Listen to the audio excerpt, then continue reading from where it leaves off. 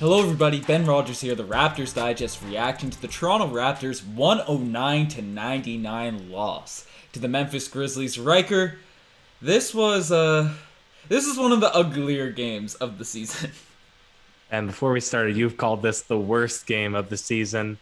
Breakdown. What did you see tonight? This podcast is obviously for the true Raptors fans, the hardcore Raptors Digest fans. People are basically done with this season. What'd you see tonight? This looked like a game. The Raptors have been competing. The Wizards last game, they looked solid, or in the Wizards game, they were energized, energetic, and they brought it to OT, and tonight they just were not there. They said the front office is ready to tank, and we are as well.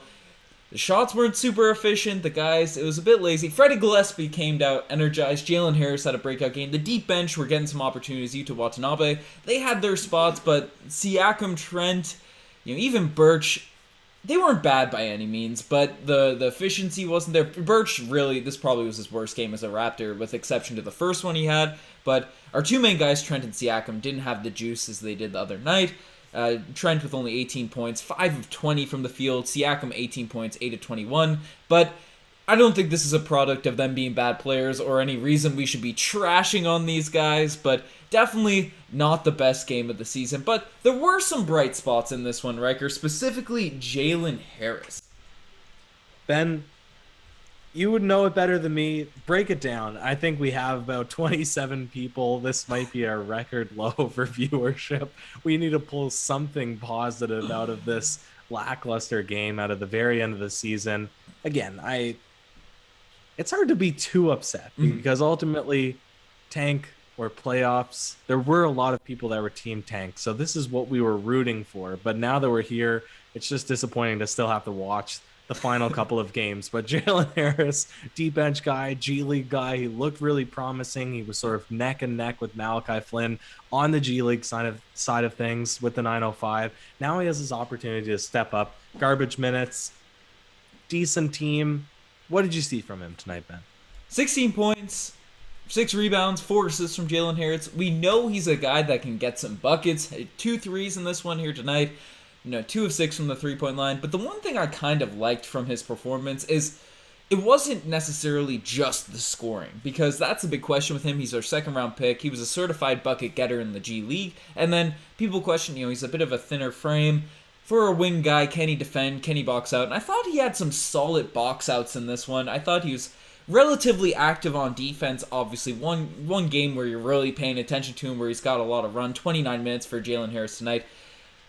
It's a small sample size, but from that limited space of time, I think he showed promise in the areas that were the big question marks for this area. Now, we've seen that with the likes of Matt Thomas, that promise be there, and then again, he comes out this season and is traded immediately, so that's one route it could go. But again, he's looks a lot more athletic, and I really enjoyed his hustle in terms of just boxing out people and doing the things that is going to get you opportunities on this Toronto Raptors roster going forward. You're comparing him to Matt Thomas, but Ben, bigger. You said he's thin frame, but I think he has a bigger stature, 6'5", almost 200 pounds. To me, he does seem more like a shooting guard that would fit in the modern NBA rather than Matt Thomas, who there was valid question marks around his defensive ability, and then obviously when his consistency and his shot selection from distance, when he couldn't hit threes, it was over. When you're not even a 3-and-D guy, you're not even asking for 3-and-D, you're just asking for 3, and he can't even do that.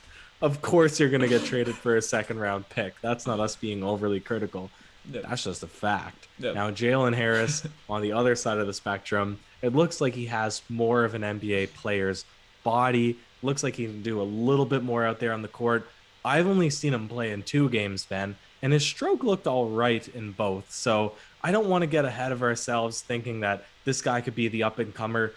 And I'll let you sound off on this one. As Fred VanVleet said, this is the best, worst team of all time in the NBA, meaning this team sucks. This is a dumpster fire. But as we've been preaching all season long, there's good pieces on this team. The core is there. So I don't think Jalen Harris is going to become a rotation guy because obviously there's going to have to be some moves in the offseason. You're going to have to bring in or trade for a couple of pieces, maybe a sign and trade with Kyle Lowry. Maybe you do a more of a mix up than we're even expecting. Maybe Pascal Siakam or something crazy happens, but Jalen Harris would be jumping to crazy proportions to believe that he's a rotation guy. Ben, what do you think of Fred VanVleet's comments? This is the best, worst NBA team of all time.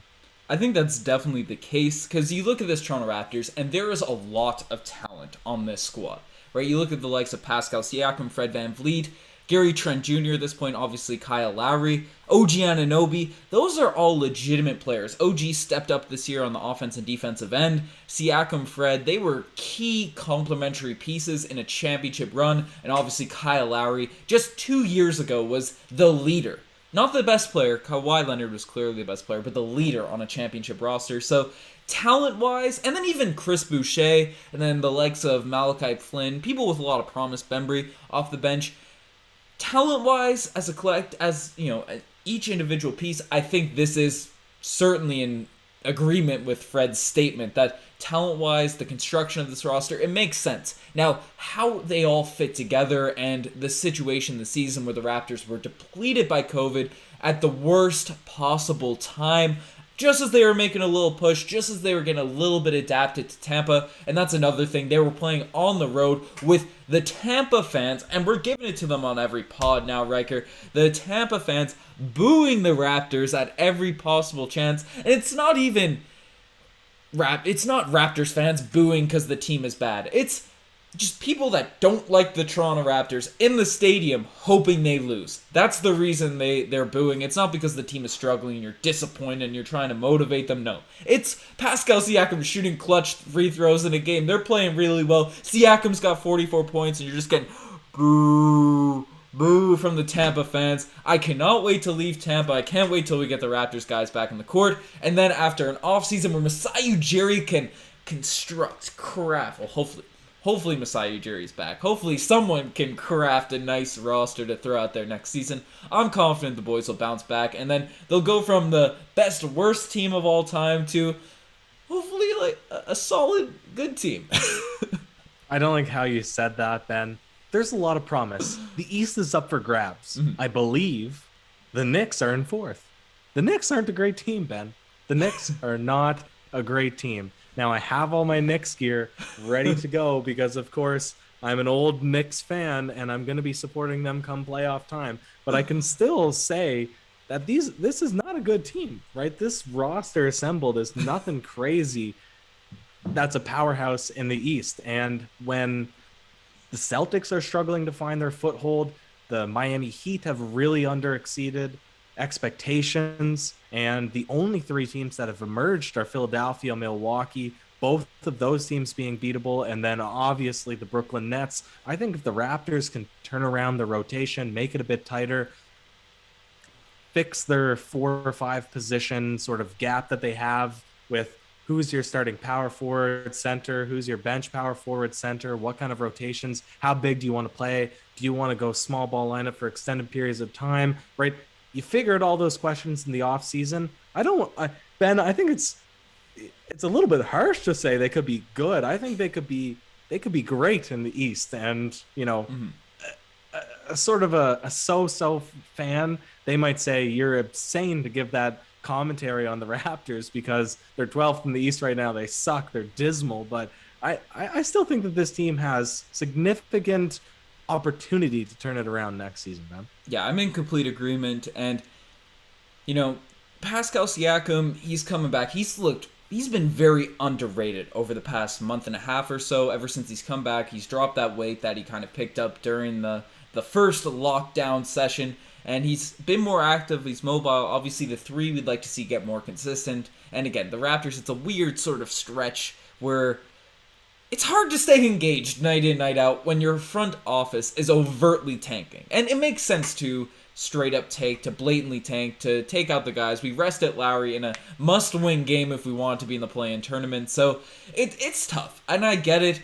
Fair enough, right? But the Pascal Siakam, Fred VanVleet, Paul Blunt's saying he's worried if we're overrating Trent Jr. Even Trent Jr., if he doesn't improve as a 22-year-old right now with a very long off season to get better and work things out in the Raptors development staff, I think we're going to come back very nicely. And one thing people are excited for. We'll play the balloons a little bit. We haven't played them in a while because it's been a sad stretch in Raptors basketball for a while. But Ryker, we seem locked in at the 7th best odds for a top pick in this year's draft. I believe that puts us around 30% chance for a top 4 draft pick right there. So worst case, I think we go down to 10. I think with a top 10 pick coming into this roster next year, a bit of cap space to really round out the roster, whether we lose Lowry or not, I'm in complete agreement with you. I think the roster is going to look really nice next season.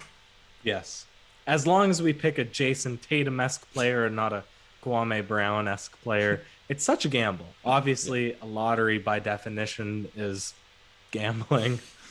And buy your Dogecoin, boys. Dogecoin. By the time this airs, it's airing right now live. I believe Saturday Night Live will be running in an hour's time, half an hour's time, something like that. I think it comes on at 12 Eastern, so in about 30 minutes from now, that might be shooting up, as well as any random NBA prospects draft stock could be shooting up. You never know when it comes to selecting these guys. Most people are speculating that the Raptors will be looking for a center, but as Ben and I have really tried to emphasize, the core unit's intact. So you pick the best available player. You don't need to pick by position. You just pick the best available player, ideally not a point guard, but otherwise best but if it's available. That's true. And you never know what's going to happen to Lowry in the offseason. Yep. Ben, I don't want to bring this one incredibly long. I'd love to just have a random NBA chat and talk about basketball and all of that. One player I do want to talk about before we sound off. We're talking about bigs, and tonight there was a revenge game for Freddie Gillespie. He was a member of the, I don't know what location they are, but the Memphis G League team, the Sound, I believe that's what they're called, and Gillespie, obviously a grinder, a rebounder, was trying to make that grit and grind Grizzlies. It makes sense. That would be the roster he'd hop onto and try and fit in. Obviously with Jonas, who had a big night himself tonight with 20 boards, 18 points, I believe. And, and Brandon Clark, who I'm surprised. It felt like I didn't see him out there too much. 17 minutes. Brandon Clark is a guy, I'm not sure if he's dealing with injuries. I'm very high on in the long term. But it makes sense why he didn't make that squad, and they had Jeng and Tillman and these guys. But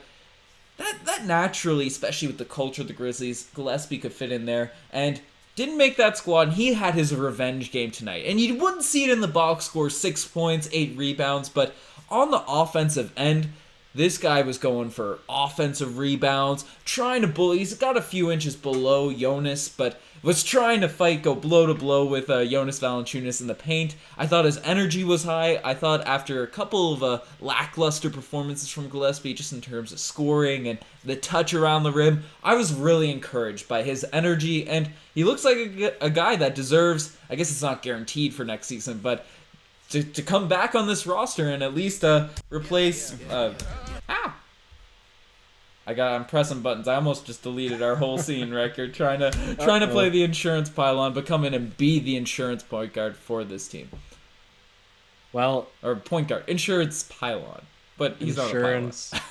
Back center. 2021 coming up. Free agents, centers, update. There's a little bit of a depressing kind of gray rain cloud over free agency when it comes to Toronto Raptors, because apparently any medium market to high market or contending team can come in and swoop up a decent center. But this is going to be my question to you. If there's anybody reasonable in free agency, and when I look down the list, Serge Ibaka, maybe, I doubt he'd come back. Wow, he'd be a perfect fit. I would love Serge Ibaka back on this team. Nerlens Noel, Rashawn Holmes, who you're really high on, JaVale McGee, who we thought might be able to be a piece this season if we made a trade for him, Zach Collins, Boban Marjanovic, the most gentle-hearted, kind-hearted legend in the NBA right now, Bismack Biyombo, your favorite Raptors legend, Dwight Howard, Jared Allen, who is probably going to get maxed out or 100 and something million by Cleveland. Hassan Whiteside, who a lot of our fans wanted. I can go down the list. Nobody crazy that's going to hit free agency, Ben. Is Freddie Gillespie going to be a rotation piece next year? Is he going to be a piece at all? Is he going to be on the deep bench? Well, he's a rotation piece right now, Riker. Yeah, but are the Raptors, is Masai Ujiri going to make a move? I think he's this offseason? I think he has to make a move. I think Birch, and we saw that tonight from Kevin Birch, his shortcomings were illuminated in this game here tonight.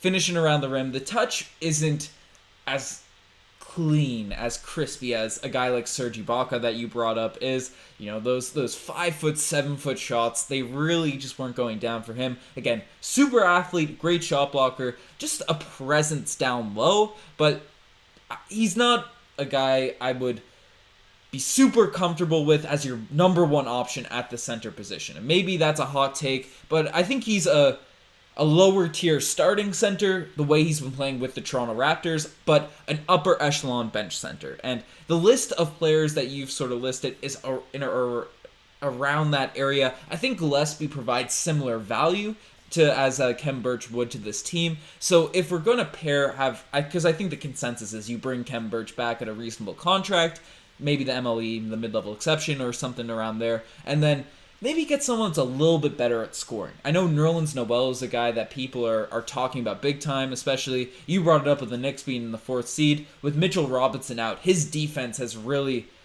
in that Tom Thibodeau system, really unlocked their team and allowed RJ Barrett and these wing players, Julius Randle, to get up into their guys, trusting Nerlens Noel in the backcourt. But again, he's a similar player to Birch. Rashawn Holmes, he's a guy that can score, rebound, do these sorts of things. I don't know, Riker. I think we got to get weird. The Raptors are best when we get a bit weird. Don't get these guys everyone's thinking of and all that. Get weird, get things rocking, but it's going to be exciting free agency nonetheless. And I see somebody said, too, in the comment section, Austin, Wuju Lee, Josh Giddey, 6'8", point forward, amazing passer, putting up triple-doubles in Australia. Obviously, the NBL is somewhere to look at, too, especially with people skipping their eligibility to college and going straight to the pros. Now, the G League has opened up a similar option to that. Yep. But we just saw the Brooklyn Nets pick up a guy. I can't remember his name. Mike James? Somebody James. Mike James, yeah.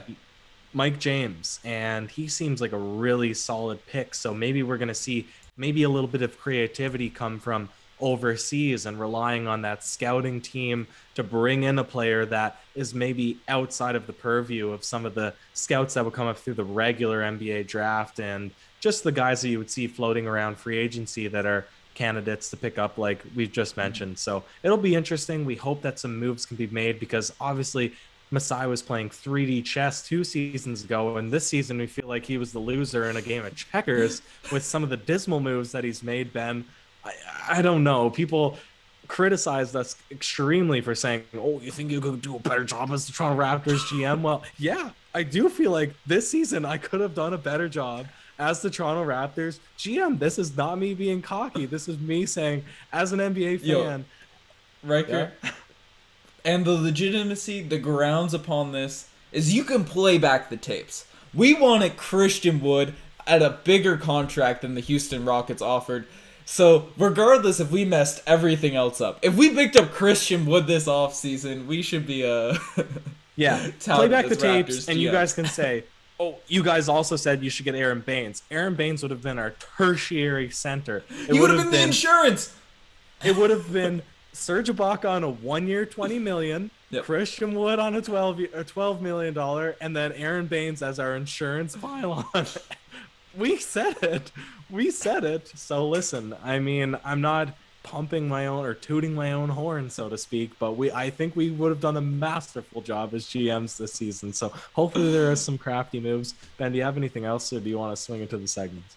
Yuta Watanabe hit 3 threes. If he can get a 3-point shot cooking, that would be nice. That would be a nice look to see. Malachi Flynn early in the game struggled a bit, but ended with a couple of nice little step backs, little shimmy shake threes, had a couple one, it could have been a really nice dime, but it got picked off, but I was excited to see it. But yeah, Riker, let's just swing into the segments and have some fun to close this one out. And tonight, the spicy pea lay of the day. Speaking of shimmy shake threes, it's going to Gary Trent Jr.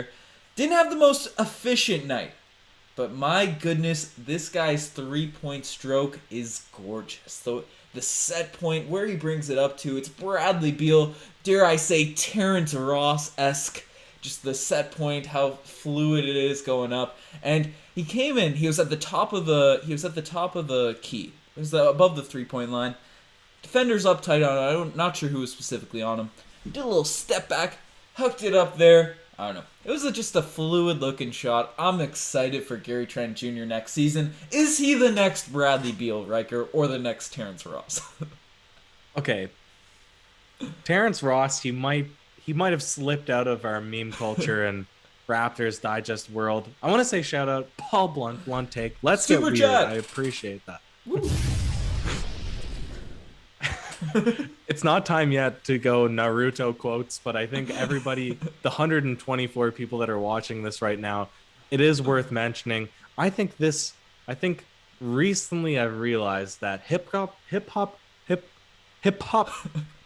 culture, basketball culture, anime culture, they're very interconnected. And so I've just started watching Naruto, and my God, I'm obsessed with it. So the weirdness, it'll really be on full display when I start quoting that. But Ben, even better, Izzy Nika.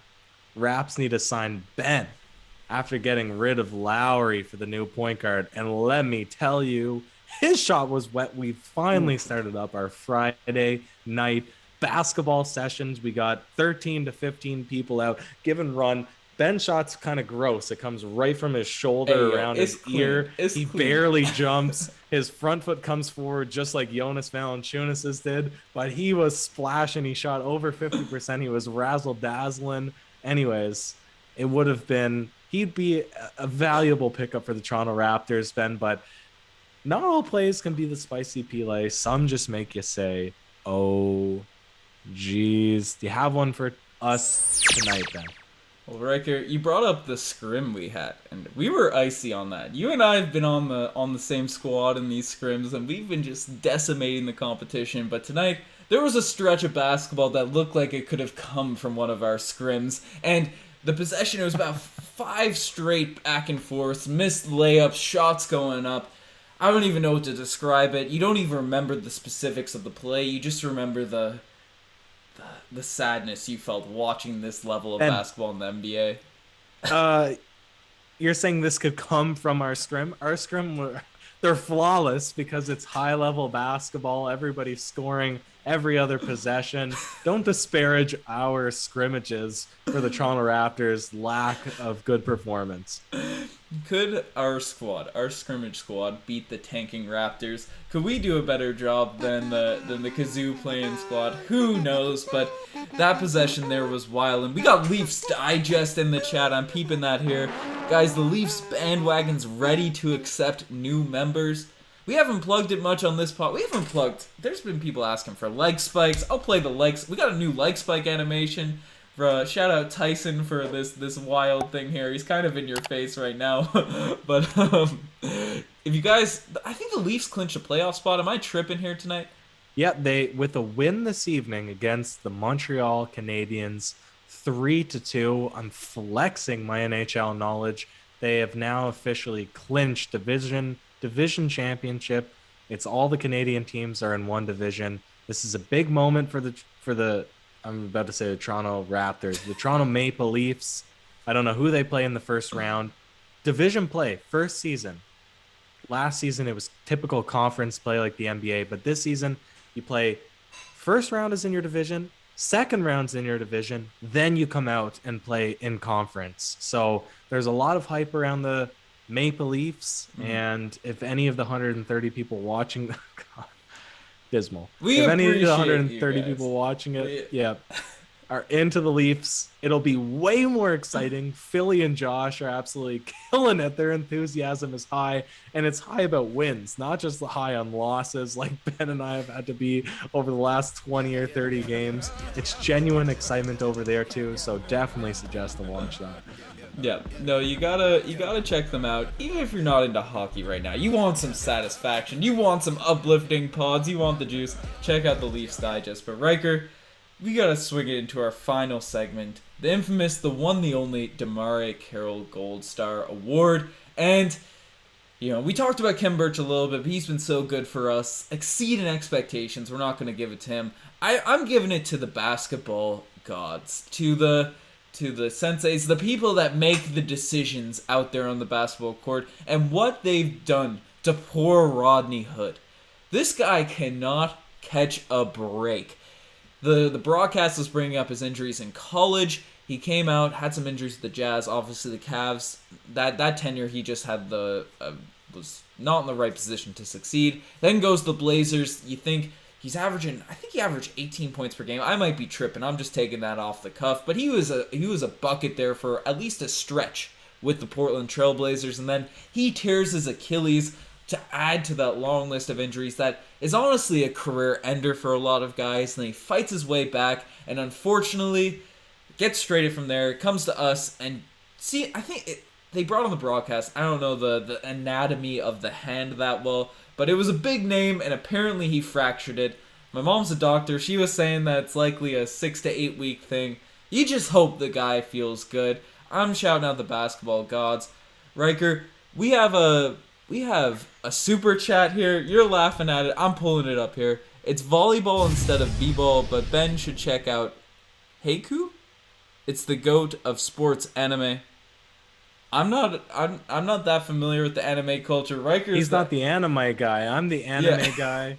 I've just been bumping Naruto. I'm watching it on Netflix 1.5 speed. This will come in clutch for anybody who hasn't leveraged 1.5 speed on Netflix yet, or any, I guess, video watching software. But Ben and I both agree, if you're watching anything on YouTube, it's gotta be 2 times speed. Like, you need the information to come in as fast as you can possibly comprehend it. I'm watching Naruto on 2 times speed. Rasengan, I'm going through. I'm learning on my ninjutsus, and it's great. It's so great. And Steven Tanaka back in it again. He's double dipping to say sorry. Meant Riker should check it out.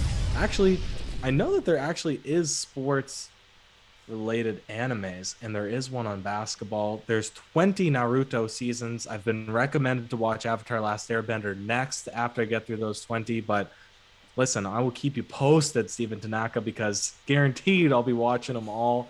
I'm getting into it. I ran up the stairs, Ben. This is great. I gotta show it. I ran up the stairs with the Yo, let me get it full screen. Do that again. I ran up the stairs this way. I don't know if it's on the screen. Oh shoot! I ripped out the headphones. I ran up the stairs. I ran up the stairs with my hands behind my back without putting it on. Like there was nobody around. That was one of those pivotal moments. I realized I'm in too deep. But well, I just literally played every animation that we have on the screen, switching back to the main base, but it was worth the run. It was worth the pick we got going there. I also want to, shout out for the super chats. I also want to mention, too, you brought up the 2 times speed. If you want to have a good laugh, we found this a while back. Listen to our podcast, or really any podcast, at 0.75 speed or 0.5 speed, and it sounds messy. It sounds like there are inebriated people on the pods, and it just makes them that much more exciting. But you know how it is in the vibe. Riker, I feel like we probably should have played this segment 10 minutes ago, however long we're going, but it's the final alarm. Woo woo woo woo. Beep beep beep beep beep. Wee wee wee. Beep beep beep beep beep beep beep. Beep beep beep beep beep. Scramble saying my animation, I don't even know what to call it, barrage was the super final alarm, and we just played the regular one. But we're getting weird on this podcast, so we're living up to Paul Blunt's super chat. Monoculus is asking for a like spike. He's always asking for those like spikes. I'm playing this animation. Do you get to see it on the stream there? I think we're at 14 total likes, man. We love it though. Every spike of likes. every individual just gives me a certain amount of joy. If you've ever watched Arnold Schwarzenegger's documentary on him competing to be whatever it's called. This is really Terminator. embarrassing because I'm a gym guy. No, the competition that he did for muscles and whatnot. He said that for him, every pump is like a certain feeling that people get when you're doing certain activities that can't be described on the podcast. For me, every time a like comes in, it's just an overcoming amount of joy and euphoria. It's a Naruto run. It's a Naruto Sharingan wrestling. Love it. Oh man. But Ben, let's talk about basketball a little bit, shall we, while we finish this up. We'll see if anything comes in. There was a lot at the beginning that were talking about Karl Anthony Towns, and if somebody becomes available, would you trade Pascal Siakam for Karl Anthony Towns? I think we said a bunch of times, you'd make the Kyle Lowry Norm Powell trade for Karl Anthony Towns plus picks. You would probably trade Pascal Siakam for Karl Anthony Towns. But the simple thing is, you want to keep Pascal Siakam, probably, because he's a fantastic second piece, right? Yep. Second option. And he could be a second option superstar. But very much like Scottie Pippen, he's not the Michael Jordan. And so you don't want him to be the trade piece, ideally. That's my opinion on it, Ben. I don't know if you have a different opinion. Yeah, and trade scenarios, we can maybe talk. We're going to be talking about a bunch of these hypotheticals in these coming weeks when it involves the Toronto Raptors. But Karl Anthony Towns, yeah, you want to keep Pascal Siakam, but maybe that's not ideal. And again, Karl Anthony Towns, he's had a weird career. I don't think the Timberwolves move on from him next season. They seem to have been playing well as of late. I think him and D'Lo only had 2 games together over most of this season, so I think they're going to try and run it back. Anthony Edwards has been an absolute tear at the end of this year, and if they get their pick, if they keep their pick, if it stays in the top 3, they keep it from Golden State. It's top 3 protected. Currently, Golden State owns it, but if it's top 3, it goes back to the Timberwolves. So those are all situations we'll see with Karl Anthony Towns specifically. We have one super chat asking for, or not super chat, just regular chat asking for Blinky. I spotted it back there. Got my contacts out. I was getting a bit too sleepy and the eyes were getting tired. But Blinky's asking if we should trade Fred VanVleet. He's a name I've seen more of in trade scenarios, trade topics. Again, he's another guy that I think is an optimum complementary piece. Asking him to be your number 1 guy, take 30 shots a night, probably is not his role, probably is not his best situation, but as a guy that can feed off of other players, get open looks because of defenses being drawn out of the areas. We've seen it in the NBA Finals, we've seen it in the Conference Finals. I'd like to keep Fred VanVleet, especially with his contract, because you and I were very excited with the contract he was given. Yes. Whose contract? Fred VanVleet. Yes. Fred VanVleet, we were extremely excited. We felt like it was a steal. There was a lot of pressure from Charlotte, Detroit, New York to say, hey, they might max this guy out. And so to bring him back on $22 million a year, we thought that was reasonable. Now I'm getting sick and tired of the 1-2 tandem, Fred VanVleet, Lowry. I think it's time that the Raptors play a bit bigger. Let Gary Trent Jr. be the starting 2. But maybe it was really well, the Z said it, that keeping Kyle Lowry this trade deadline, obviously we thought that at the beginning you would have made that trade for Precious Achiuwa, Tyler Herro, Duncan Robinson. There was a deal on the table, Robinson and Achiuwa, and maybe some pick or something like that. I don't believe that the Miami Heat actually had any picks, so that was a little bit fake news. But obviously what ended up being the final offer was the same offer that they had for Oladipo, and that would have sucked, which was literally just Avery Bradley and Kelly Olynyk. You're not trading Kyle Lowry for that. Kelly Olynyk's been better than Anthony Davis this year. Not sure if you've seen that meme going around. Well, he balled out, and obviously Anthony Davis is going to be revitalized this offseason, but I definitely agree there could be a move that's made. Ben, I'm seeing the Leafs Digest. Let me ask you this question. Do you think this is Philly or... Does he Philly or Phil? I'm calling him... His first name's Zach, but it goes by Phil.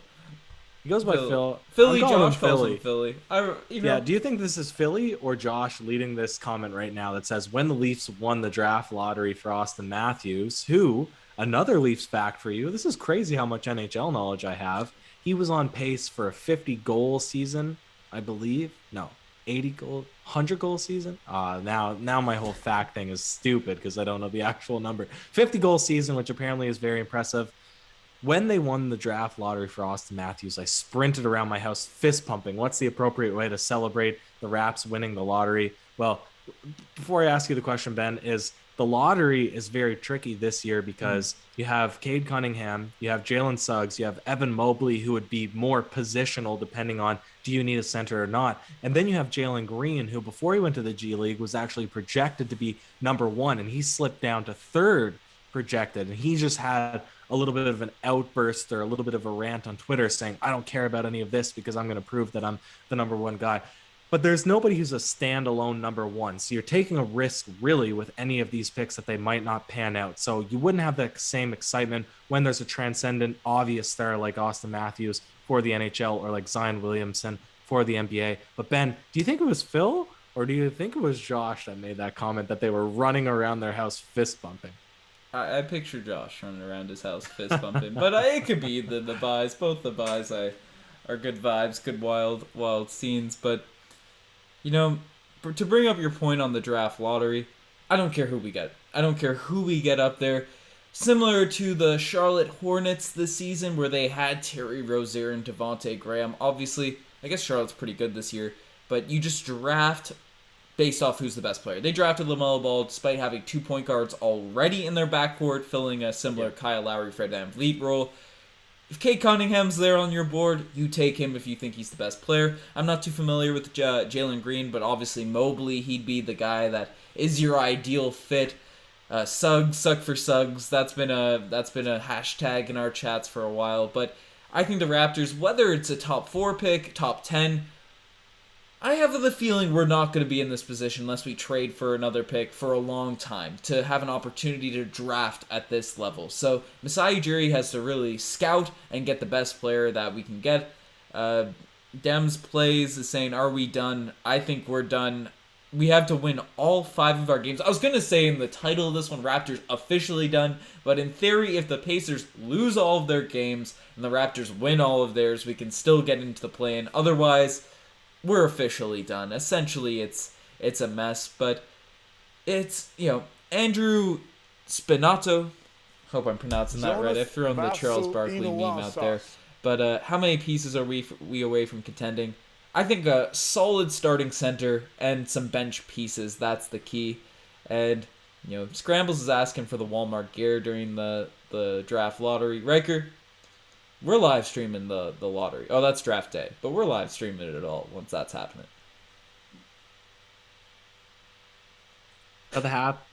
If we get a good draft pick, toss in this hat because the tides will be a turning. And we also look at the bench. Bench isn't bad. You really only need an 8-man rotation to make ripples in the East. And you're going to have Chris Boucher coming off the bench. You'll probably have Gary Trent Jr. coming off the bench if they don't move Lowry. That or Lowry will slip down into the bench, and that's an amazing bench player, right? Yep. You just really need one more guy to assert himself. Maybe it's Utah takes the jump. Maybe it's somebody like Stanley Johnson. Don't believe it. That's going to be the case. Maybe Malachi Flynn becomes more of an impact player in the middle of the game and not just in the fourth quarter Flynn. But they're not that many pieces away. Freddie Gillespie, obviously, he's pretty solid. But I think Kem Birch, like you said, would probably be better backup center. So if they had a better starting center, then they're close. We're going super long in this one for not a great game. But when you and I get chatting basketball, Raptors, everything under the sun, of course it goes long. Steven Tanaka's back again for another one. And he's still talking anime. Pro tip for Riker, Naruto has a lot of filler episodes. When the anime caught up to the manga, you should skip the unnecessary filler episodes to save time. I like the exposition in it. And what's interesting about Naruto is some seasons will follow like one fight. Like literally in chronological, it'll be like 10 minutes past for 29 episodes. And they'll just fill up the rest with like exposition and flashbacks. And it's amazing. Don't bash on Naruto. Don't bash on basketball. Don't bash on hip hop. They're all closely interrelated. The subculture of all three things. It's like a Venn diagram. They all meet in the middle. Ben will soon be converted to an anime fan as well. And somebody's saying Kelly Oubre. I should bring down my Kelly Oubre get the shoes, bro. I know, I wish. They're way up top, but somebody's laptop's going into overdrive. I think, Ben, we're both exhausted here tonight. We got Mother's Day up tomorrow, so shout out to everyone's mothers, which is technically today. So good job, everyone. Make sure that you say thank you to your mothers tomorrow and do something special. Do something sweet. Get all cute with your moms. True. And people are calling you out, Riker. You've been slacking on the WNBA facts on these last few pods.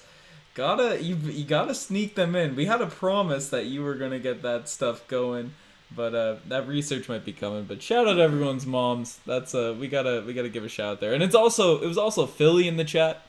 Philly, not Josh. So I was wrong, and people are roasting my computer because it's exploding. I'm surprised people haven't heard that before. I've been trying to fix that, but what can you do when you got Zoom chats, live streams, and all that going? But Riker, we should probably sound it off. Shout out for the super chats. Shout out for everyone in the chat. Shout out to everyone watching this live or watching it later, whether you're chatting or not. We appreciate everyone in these dark days as Raptors fans. But, guys, we fight through.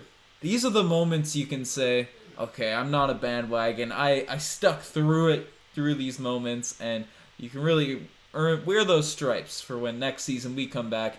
Get a chip. Quick chip of the dip, and it'll be a nice look. But we appreciate everyone.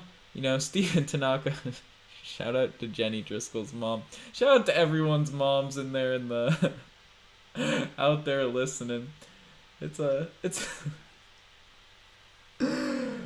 we're going long. You're the best to make this far. Check out the Twitter, the Instagram, all the cool stuff. RaptorsDigest.ca. Subscribe to the channel if you haven't subscribed. We got to get those animations cooking to up that stuff going. Riker, do you have any last words on this podcast, on this game, on moms? On moms. No. Shout out to every mom out there, because without moms, we wouldn't be here. So thanks everyone for that. Hopefully you have a good day tomorrow.